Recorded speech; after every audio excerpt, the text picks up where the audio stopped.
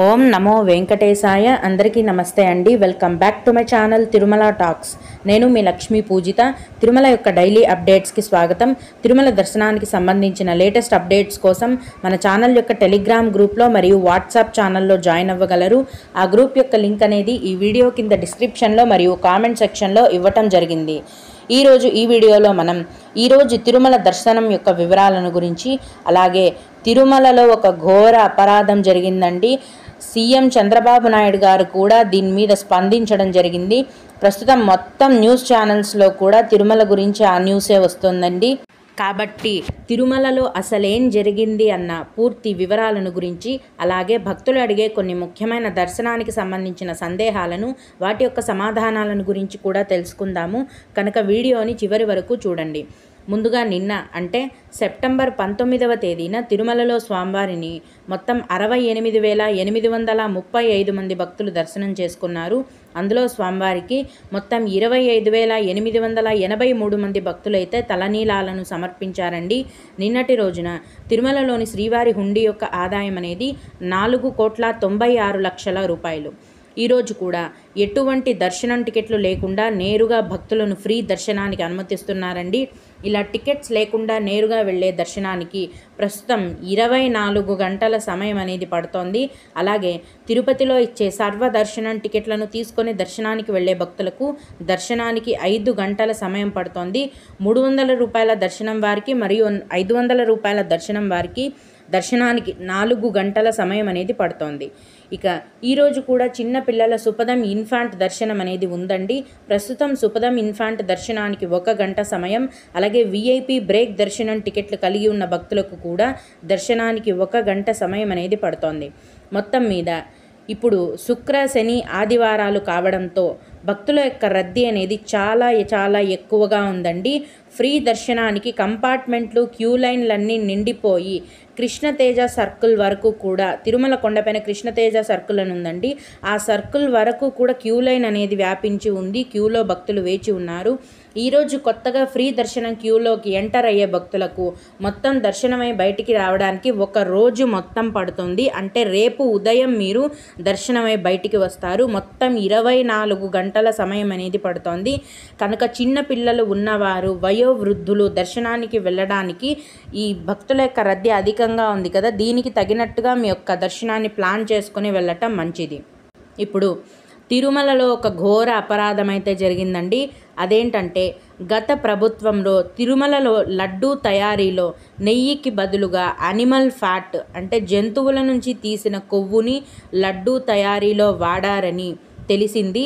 Laddu sample టెస్ట్లో ఈ విషయం తేలిందని మన ఆంధ్రప్రదేశ్ రాష్ట్ర ముఖ్యమంత్రి శ్రీ చంద్రబాబు నాయుడు గారు ఈ విషయాన్ని నిన్న మీడియా పరంగా చెప్పడం జరిగింది. ఒకసారి వారి మాటల్లోనే విందాము. వెంకటేశ్వర స్వామి పవిత్రతను దెబ్బతీశారు. ఎన్నోసార్లు చెప్పాం. అక్కడ ఎంత దుర్మార్గంగా ప్రయత్నం చేశారంటే అంత దుర్మార్గంగా ప్రవర్తించారు. కడాన అన్న దానంలో క్వాలిటీ ఆఫ్ ఫుడ్ లేకుండా చేశారు. దేవుని దగ్గర పెట్టే ప్రసాదం అపవిత్రం చేసే విధంగా ఓసారి బాధేస్తుంది. నాసి రకమైన ఇంగ్రీడియంట్సే కాకుండా ఎనిమల్ ఫ్యాట్ కూడా వాడారని, ఏది గీకు బదులు. ఇదే అండి ఆ లడ్డూ శాంపుల్ టెస్ట్కి సంబంధించిన రిపోర్ట్. మళ్ళీ ఈ విధంగా జరగకుండా చూసుకుంటామని సీఎం గారు తెలియజేయడం జరిగింది. ఇక భక్తులు అడిగే కొన్ని ముఖ్యమైన దర్శనానికి సంబంధించిన సందేహాలను, వాటి యొక్క సమాధానాలను గురించి తెలుసుకుందాము. ఇవి అడిగిన వారికే కాకుండా దర్శనానికి వెళ్ళే ప్రతి ఒక్కరికి కూడా ఉపయోగపడతాయి. ఒక భక్తుడు అక్టోబర్ 8వ తేదీన గరుడ సేవ అని అంటున్నారు కదా, ఆ రోజు ఎస్ఎస్డి టోకెన్ ఉన్న వాళ్ళకి దర్శనం అవుతుందా లేదా అందరూ ఫ్రీ దర్శనంకే వెళ్ళాలా, ప్లీజ్ ఆన్సర్ అని అడిగారండి. అక్టోబర్ 3వ తేదీ నుంచి 12వ తేదీ వరకు బ్రహ్మోత్సవాలు అనేది జరుగుతున్నాయండి. ఈ బ్రహ్మోత్సవాలు జరిగే 9 రోజులు కూడా ఫ్రీ దర్శనం మరియు సర్వదర్శనం రెండూ అందుబాటులోనే ఉంటాయి. ప్రతిరోజు కూడా సర్వదర్శనం టికెట్లను ఇస్తామని టీటీడీ వాళ్ళు తెలియజేశారండి. క్యాన్సిల్ చేస్తున్నట్లయితే టీటీడీ వారి నుంచి అప్డేట్ ఏమీ రాలేదు ప్రస్తుతానికైతే. కాబట్టి గరుడ సేవ రోజును కూడా రోజులాగే యథావిధిగా ఉచిత సర్వదర్శనం టికెట్లను టీటీడీ వారు కేటాయిస్తారు. వాటిని తీసుకొని మీరు దర్శనానికి వెళ్ళి గరుడ సేవను కూడా చూడొచ్చు. అయితే ఈ బ్రహ్మోత్సవాలు జరిగే సమయంలో తిరుమల కొండపైన భక్తుల యొక్క రద్దీ అనేది చాలా ఎక్కువగా ఉంటుందండి. కాబట్టి ఉచిత సర్వదర్శనం టికెట్ దొరకడం కూడా కష్టంగానే ఉంటుంది. మేడం, అక్టోబర్ నెలకి దివ్యానుగ్రహ హోమం టికెట్స్ ఏ డేట్న రిలీజ్ చేస్తారు, ప్లీజ్ రిప్లై అని అడిగారండి. అక్టోబర్ నెలకు సంబంధించిన దివ్యానుగ్రహ హోమం టికెట్లను ఈ సెప్టెంబర్ నెల చివరి వారంలో ఆన్లైన్లో విడుదల చేస్తారండి.